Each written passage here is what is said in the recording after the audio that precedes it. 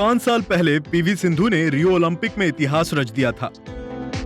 उन्होंने बैडमिंटन में भारत का पहला ओलंपिक सिल्वर मेडल जीता था, जिसके बाद अब टोक्यो में अपना दूसरा ओलंपिक ब्रॉन्ज मेडल जीतकर उन्होंने दोबारा इतिहास को दोहराया है।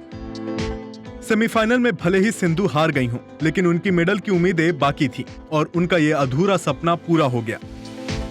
बता दें, ब्रॉन्ज मेडल के लिए शाम 5 बजे से पीवी सिंधु का मुकाबला शुरू हुआ। सिंधु का मुकाबला चीन की ही बिंगजियाओ से था। सिंधु और इतिहास के बीच चीन की खिलाड़ी खड़ी थीं, जिसका मुकाबला सिंधु से 15 बार हो चुका था। ही बिंगजियाओ को सिंधु ने 2-0 की बढ़त बनाकर मात दे दी। सिंधु ये मुकाबला जीतकर इतिहास में 2 ओलंपिक मेडल जीतने वाली पहली भारतीय महिला बन गई हैं।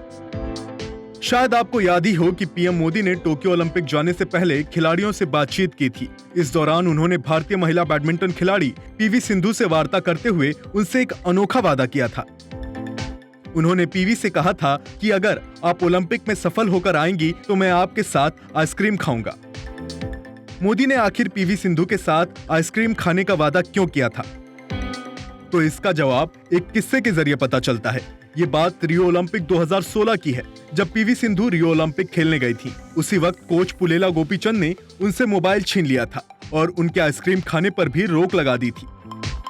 उन दिनों की याद दिलाते हुए पीएम मोदी ने सिंधु से बात करते हुए पूछा कि मुझे याद आता है कि गोपीचंद जी ने एक इंटरव्यू में कहा था कि उन्होंने रियो ओलंपिक के पहले आपका फोन ले लिया था। आपको आइसक्रीम भी खाने की इजाजत नहीं थी। क्या अभी भी आपके आइसक्रीम खाने पर पाबंदी लगी हुई है या फिर कुछ छूट मिली है?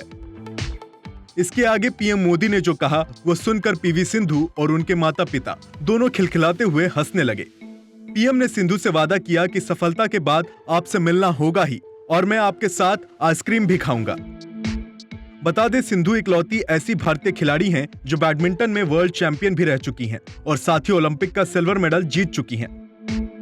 कम उम्र में ही बहुत कुछ हासिल कर लेने वाली सिंधु ने लगातार दूसरे ओलंपिक में भी मेडल जीतकर इतिहास रच दिया है। जनतंत्र टीवी पीवी सिंधु को लगातार दूसरी बार ओलंपिक में मेडल जीतने की बधाई देता है। जनतंत्र टीवी के लिए सुधांशु चौरसिया की रिपोर्ट। खबरों के निष्पक्ष विश्लेषण के लिए सब्सक्राइब करें Jantantra TV and press the bell icon. Never miss any update.